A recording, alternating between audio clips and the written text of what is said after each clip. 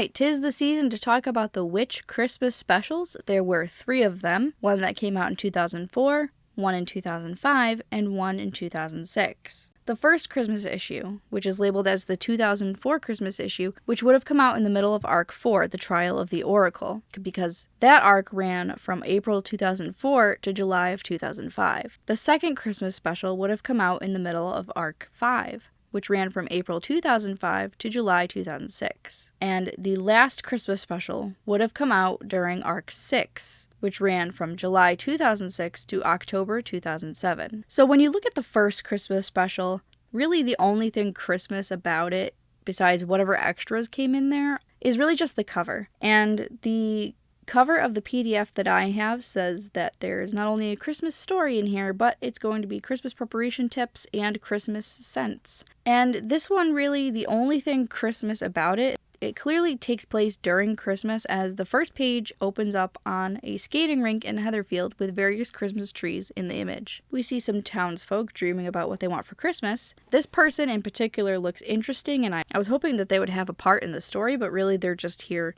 for some filler before we start our scene with the girls. And really the girls are just working on a play, the annual Christmas play at Sheffield Institute.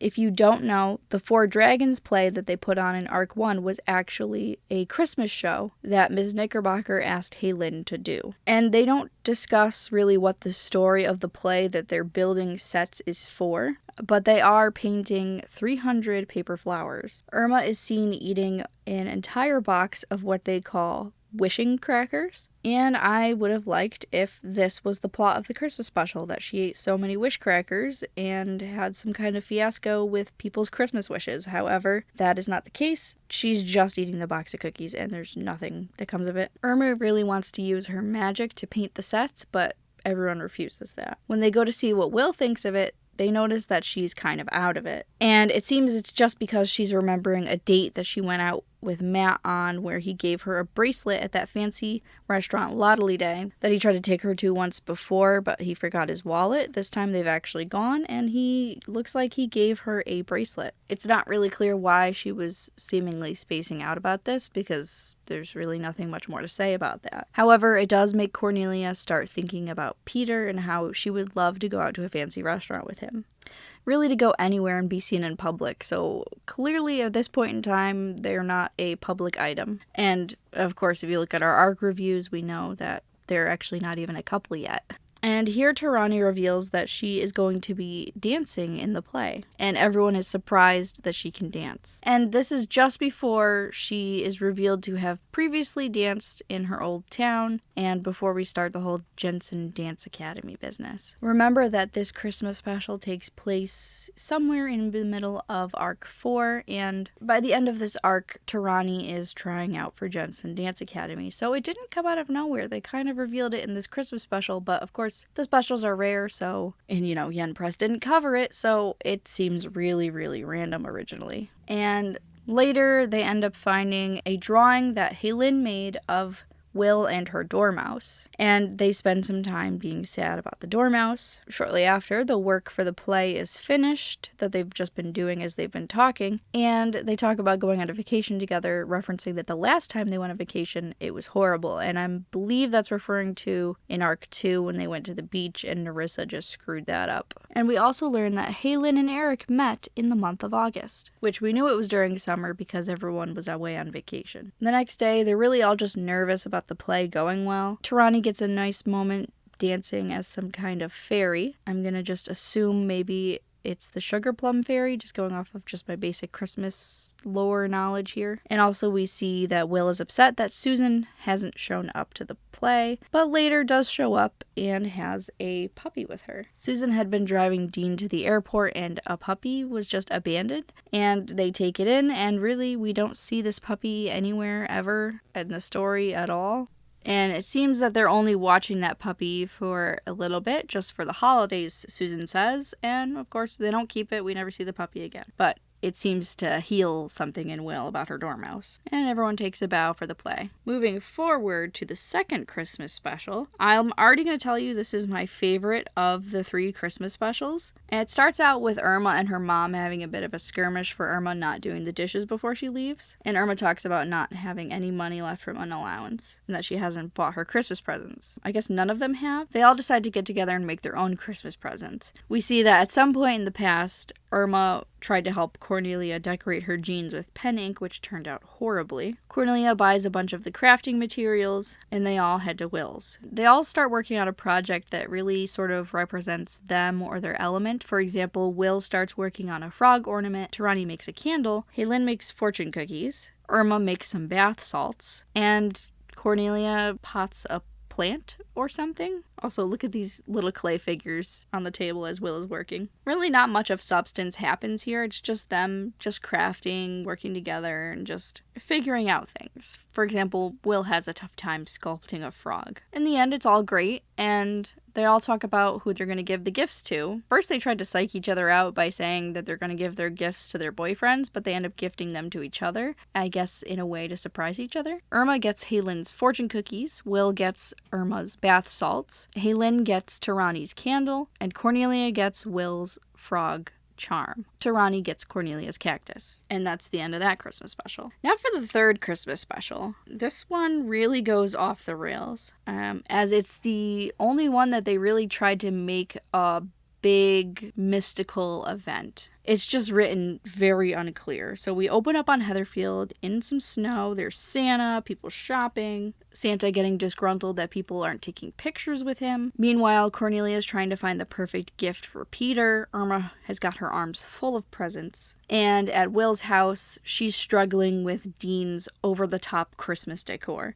Look at his tree and this room. It's intense. At the cook's house, Tarani is a little disgruntled that Peter wants to go hang out with Cornelia. I guess it's always been a thing that the two of them hang out during Christmas Eve, but she's just really salty about it, and they're all just having like this awkward energy with each other and just kind of saying some mean things to each other, but my translation is very poor here, so this conversation does not mix. I just assume maybe they were saying worse things than they were, because what I read, they're just sort of disgruntled with each other, really. And then Helene sort of senses something, and then we see somebody on some Aztec temple with a strange dinosaur carving, just letting some wind come out of it, and just they're talking about someone having been locked up, talking about the planets being in constellation, turning, their keys. Helene seems to notice this. It's in the news that the planets are in a strange reversed constellation order. Not sure how that worked. Then we see some guy at this shop, which has a design of a Chinese character that that just feels wrong. I thought maybe the shopkeeper would have been that person that we saw earlier with the statue on that temple, but all it seems is that he's just a shopkeep that just hasn't been able to get rid of this weird statue. Will awkwardly shows up to the store because she just seems to have detected something, and all of them start feeling off. Meanwhile, we see Tarani is starting to break down over whatever misunderstanding her and Peter are having. Will starts running down the street before we see, I guess, a window explode, and she turns into her guardian self. For some reason, the energy, I guess, is being released from that weird dinosaur sculpture, and all of them, for some reason, have some kind of moment with their elements. It's so unclear. Like, Cornelia suddenly in green power energy. Irma gets thrown into some water for some strange reason, which must be completely freezing. And Helene fights off a blast of air. They're all wondering why they've transformed, and the snow has frozen in place. In fact, everyone has frozen in place, and they all feel like they're being watched. This strange Santa starts walking up, not the same Santa from before, but it's also very unclear what he's even saying here. So here's what he says in my translation. He says, "I am the spirit of winter. Can you feel how your heart slowly stops? I am the spirit of termination. So far, I've only stopped their movements, but I want their hearts." And before we know it, he turns into this Aztec looking dude, whose name is Tezcali. I hope I pronounced that right. saying he's been held prisoner by humans for centuries because they're afraid of him. Will shows up and blasts him. For some reason, he projects himself onto a bunch of TV screens, and he's talking about how everyone's heart used to be warm, but hard to steal. And then he says, I was hunted down and captured, imprisoned by the planet's superior magic, but thanks to the very same magic, I was set free into this time when all hearts are ice cold. So I'm not sure what it's saying there. Like, was he captured by previous guardians? Because I mean, he seems to have come out after Will walked nearby, so honestly, I don't know. We just see an image of people cheering and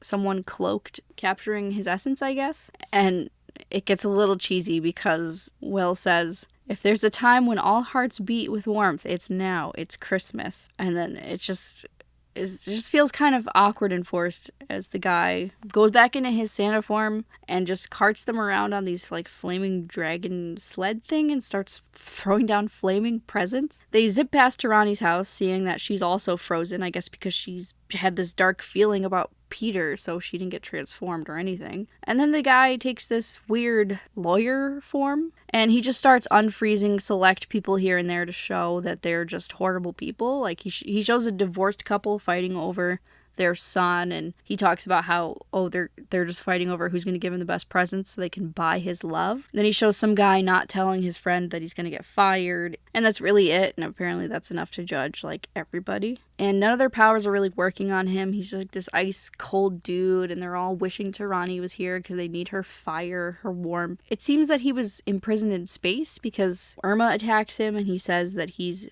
is winter. He's developed his coldness among the stars. Will tries to blast him with some heart energy, and then they see that the couple that was kissing nearby was actually not frozen and they were just kissing.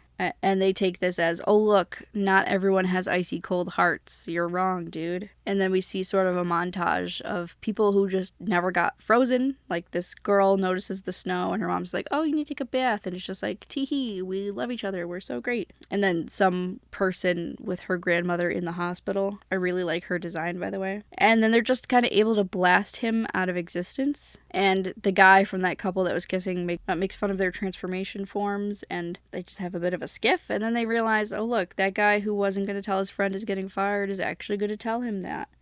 And oh look, this divorced couple actually is getting along right now. And then Ronnie and Peter apologize to each other, and the girls show up to the house, and Cordelia realizes she never got a Christmas present for Peter and runs back out to go get one. And people are taking pictures with Santa. And that's the end of that Christmas special. Very odd. I get what they were trying to do, because at first when I read the first few Christmas specials, I was like, there's nothing Christmas about this. And then the second one, I was like, okay, there's Christmas, they're making gifts, nothing magical. Maybe I want some more magic going on here. And then it was too much. So, interesting. And expect some more videos soon. Happy holidays!